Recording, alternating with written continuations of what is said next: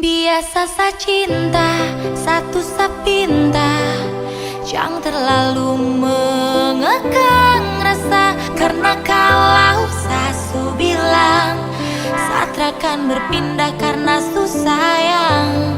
Jumpa lagi bersama kami Bidang Marturia Sinode GKJTU. Salam sejahtera, salam damai, semoga semua dalam lindungan Tuhan. Kita berjumpa lagi bersama saya dan Pendeta Juarisman, Ketua Sinode GKJTU, yang kali ini kita akan membahas tentang cinta damai. Cinta damai. Ya, baik sahabat semuanya. Berbicara masalah perdamaian, masalah damai, ini memang kita kita butuhkan dalam kehidupan sekarang ini. Nah, di depan saya ini Pak Pendeta Juarisman akan mengulik sedikit tentang apa itu cinta damai dan bagaimana bisa dikembangkan dalam kehidupan sekarang ini. Karena pada saat ini ya, kayaknya orang itu sibuk dengan urusan sendiri-sendiri, bahkan ini meninggalkan apa yang namanya perdamaian dari kalau kita lihat dari media sosial, perilaku, percakapan dan lain sebagainya, itu kadang-kadang itu menimbulkan hal-hal yang kontradiktif begitu. Oke, Pak Ju bisa mungkin membuka apa itu cinta damai kan begitu. Iya, pertama berbicara tentang cinta. Nah, fenomena yang terjadi sekarang, coba kita lihat di mass media, sosial media dan sebagainya. Kadang-kala cinta menjadi semakin luntur atau pemaknanya menjadi berbeda. Coba kita lihat, seandainya hidup ini tanpa cinta, apa yang akan terjadi? Hidup tanpa cinta itu hampa. Iya. Selain hampa itu kurang manis, kurang sedap, gitu. Ya, cinta itu kan satu menjadi perekat, ya, karena relasi menjadi semakin baik. Cinta itu menjadi bumbu dalam kehidupan. Bayangkan kalau relasi sosial tanpa cinta, rasa hambar. Ya. Cinta itu juga menjadi rasa damai. Dari cinta itu muncul rasa damai. Karena pada dasarnya Allah menciptakan segala sesuatu itu dengan cinta. Dengan kerja kasih. tanpa cinta juga tidak nyaman kan begitu. Iyalah. Tidak akan menghasilkan sesuatu yang bermakna kan begitu. Iya. Jadi, nah, kalau dalam bahasa Yunani cinta itu kan irin ya. Irin. Kalau bahasa Ibraninya shalom. Kalau Jawanya? Kalau Jawanya katresnan. Iya. Orang pembawa cinta ya, dalam sebuah perdamaian itu peacemaker. Ya. Nah, saya teringat ketika sebuah cerita di Timur Tengah, Mas. Pertama, di sana itu kan pedagang atau penduduk mau ke daerah lain kan melewati padang gurun. Ya. Ketika melewati padang gurun dan di sana itu kan keras, banyak perampok. Nah, kalau rombongan itu sedang berjalan, lalu ada suara dari jauh, Ya. suara kuda atau unta atau apapun, biasanya pas duduk, misalnya gitu, atau apalah suaranya. Lalu akan ada sapaan, Assalamualaikum. Artinya, apakah di sana ada keselamatan, ada damai, ada sukacita, ada kesetiaan dan sebagainya. Kalau dijawabnya di sana, Waalaikumsalam, keras, karena di padang gurun nggak mungkin toh, dulu nggak ada HP. Ya ada, bagaimana dengan kamu sebaliknya? Oh berarti bolo, selamat. Karena ada perdamaian, ada keselamatan. Tapi kalau tidak ada jawaban, Shalom alaikum, tidak ada jawaban, wah ini bahaya, musuh ini. Jadi di sana cukup konsisten ya, dengan itu. Nah, artinya bahwa ketika kita saling menyapa dengan cinta, dengan rasa penuh kasih sayang dan cinta, maka akan muncul kehidupan, bukan kematian. Di Alkitab disampaikan secara Kristiani ya, ada 4 tentang kasih, tentang love. Nah bahasa Inggris kan kasih tentang love, Indonesia kasih dewe, cinta dewe sendiri-sendiri, kasih sayang sendiri lagi.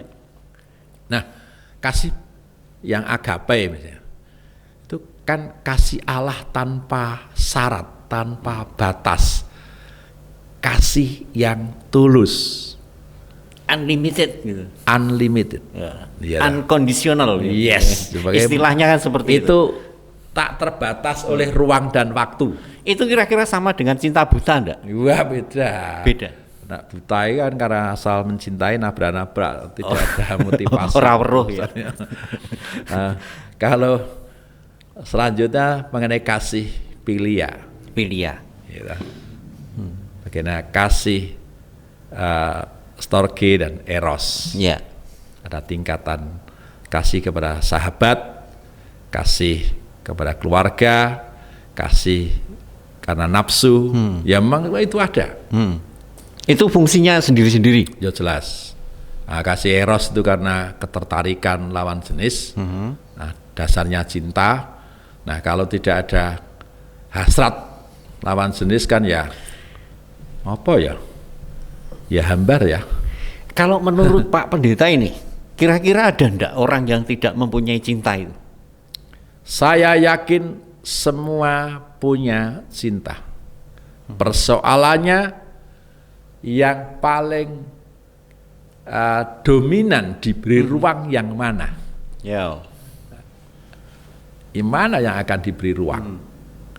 Nah, kalau diberi ruang itu kasih agape, kasih yang tulus tadi, bahkan saya pernah menyampaikan mencintai sampai terluka tanpa batas itu. Artinya ya pure, tulus. Ibarat kalau kita sedang memberi kepada seseorang, sesungguhnya kita bukan menolong orang itu. Sesungguhnya kita sedang mengaktualisasikan diri kita sebagai manusia yang penuh cinta dan sedang memberi hadiah pada diri sendiri. Nah kalau sudah seperti itu, saya kasih sesuatu ke seseorang atau membantu, itu kan tanpa menuntut, altruis, tanpa pamrih. Nah kalau itu terjadi menjadi dasar sebuah relasi kehidupan, ya saya bicara umum. Saya yakin tidak ada namanya trik-trik yang demi kepentingan sesaat. Saya membantu supaya pilih saya, disebut money politik misalnya. Karena kan kalau masa-masa permisi kata ini masuk ranah politiknya, tapi saya tidak berani terlalu banyak karena bukan porsi saya.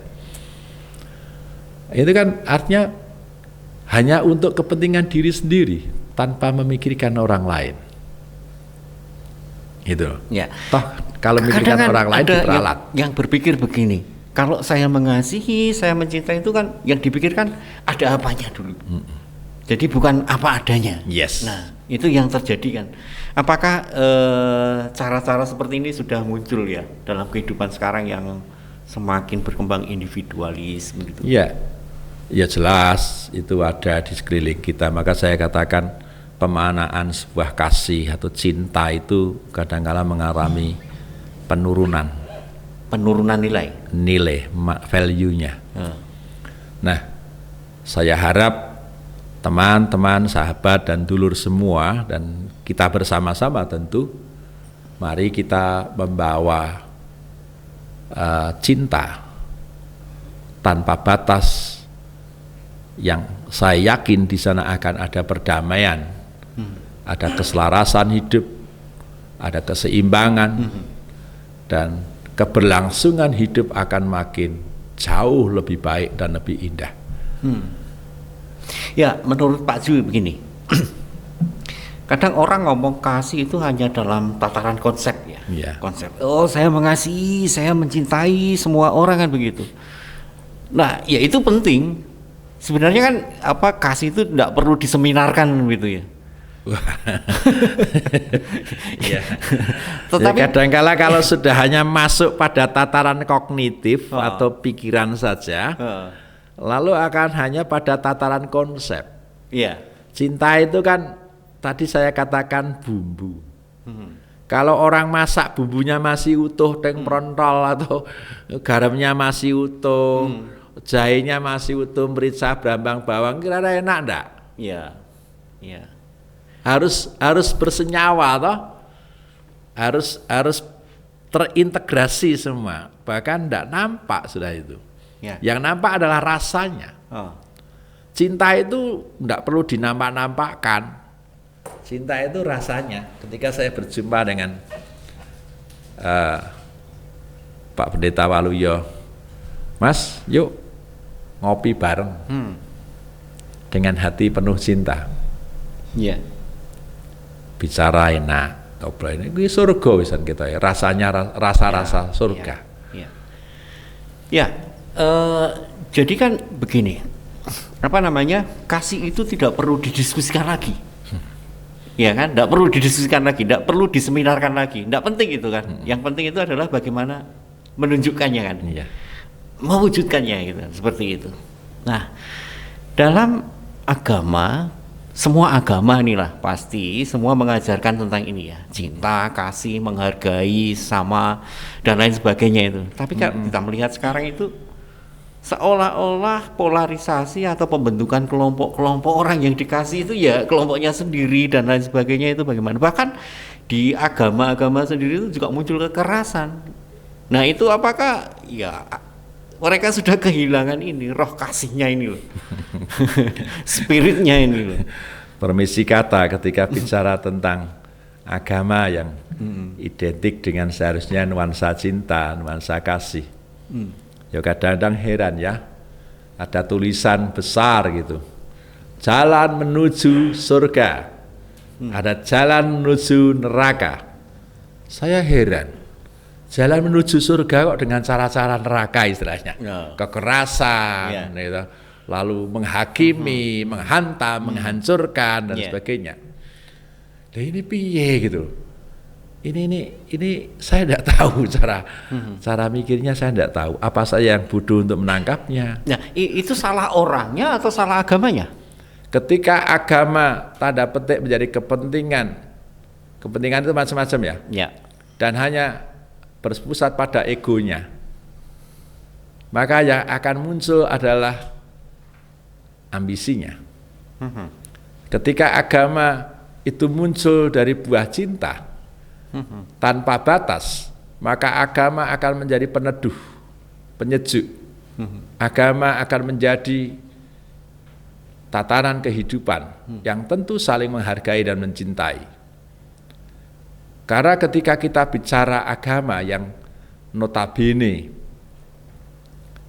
orang Jawa akan mengatakan gini, agama itu ageman diri. Kalau menjadi ageman itu mesti kepatutan, kepantasan itu ada. Nah, itu saya tidak mau diskusi secara sosiologis atau apa, nanti terlalu jauh ya. Pokoknya terlalu jauh. Dari itu saja misalnya, menjadi ageman yang tentu.